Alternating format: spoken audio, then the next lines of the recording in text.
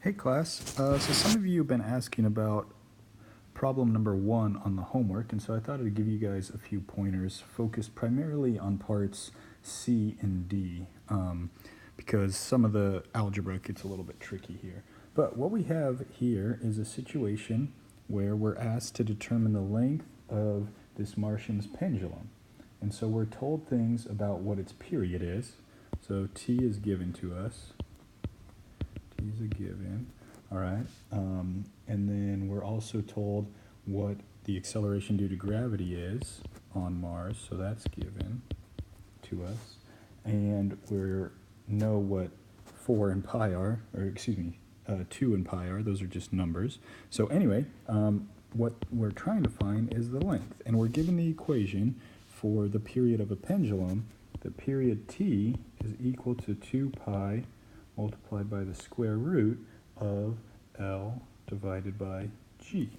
And we want to figure out L given everything else. So I'm going to help you all with a little bit of the algebra here to try to solve. So the first thing, to try to get L by itself, we can divide both sides by 2 pi. All right, so if we divide by 2 pi, this goes away, and 2 pi ends up on the other side on the bottom. So we have t divided by 2 pi is equal to the square root of L over G.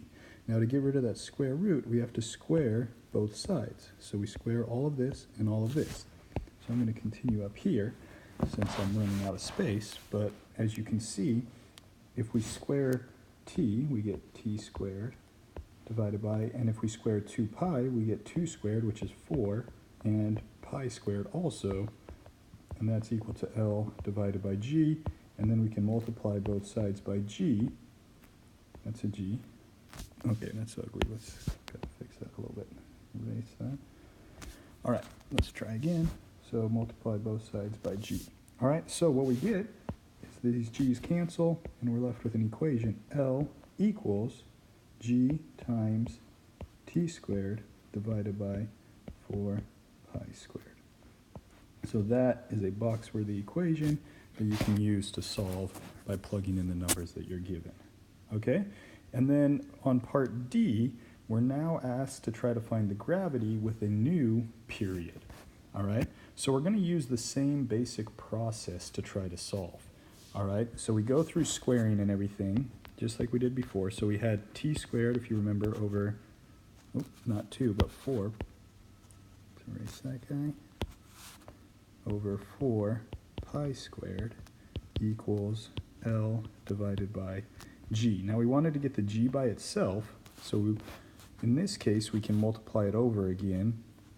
So we have G times t squared over 4 pi squared equals L, which I guess we already had that. But now we need to get G by itself, so we can multiply the 4 pi squared to the other side. So we get G times t squared equals 4 pi squared times L. And now to get rid of the t squared, we divide both sides by t squared. And now you have an equation where G is equal to 4 pi squared L over t squared. All right, so that is the equation you can use to solve for gravity as well. So hopefully that helps. Sorry about the algebra heavy problem, but I trust you guys can crush it from this point. Let me know if you have any other questions.